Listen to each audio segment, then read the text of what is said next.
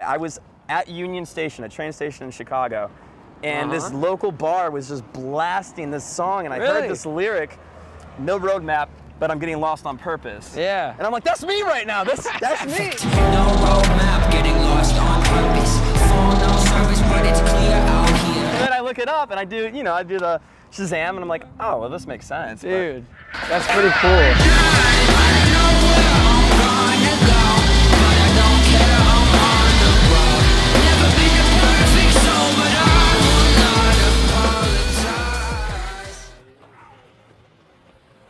We're leaving animal shelter in St. Louis, and this is my first time to St. Louis. Oh, it is? It is. Erik Zachary, grandson. Yes. So we're gonna leave.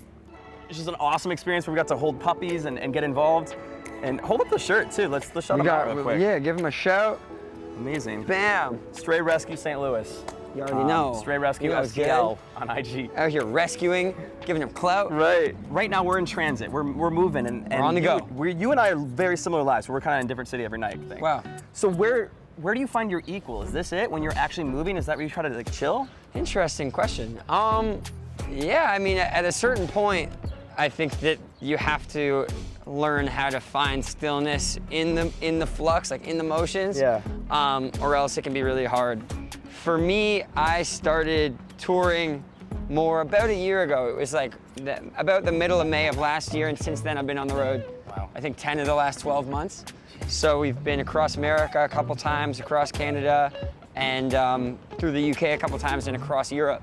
Yeah. And I just think it's really important to find grounding work, find some sort of routine that is mobile, be that going to the gym or going for a run that you can, once you get your bearings in a new city, lean on to provide some sort of consistency. Totally. And for me, it's doing stuff like that. It's going to some sort of shelter, it's meeting local people that I admire and respect.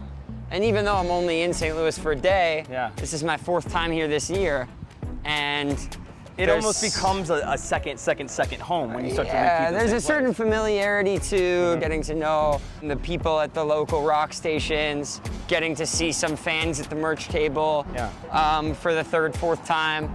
And it's just an incredible opportunity. I'm the luckiest student on the planet. We're at a major intersection right now, so we should probably make sure we safely. We're almost there. We want to make sure we safely cross. It's been an ongoing process for me of making sense of what am I searching for that's propelling me to keep doing this and keep going on the road. And have you found more answers?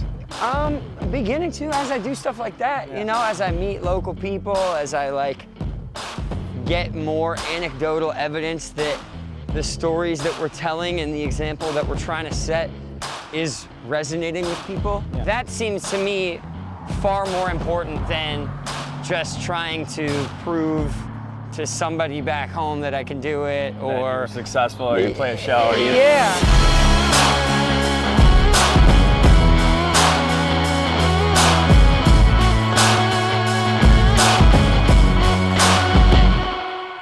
Really are a storyteller as opposed to just an artist, because songs that you put out are so tethered to specific events. That's very interesting, because I feel a lot of people's discographies are kind of like, oh, well, this is the song I was at this age, and that's how their timeline works, where yours is an actual timeline, from school shootings to political corruption, and you can actually feel that again every time you play that song. So when I ask, how do you have the energy to bring that mindset back again and again and again? I mean, it's gotta be draining. That's something that I navigate, but again, it's just not thinking too big, it's listening to people, because people have their unique relationship to, you know, talking about something like searching to find responsible gun legislation that doesn't infringe on the rights of responsible gun owners while still trying to curb the epidemic of young people going to school and not being sure they'll be able to make it home at night.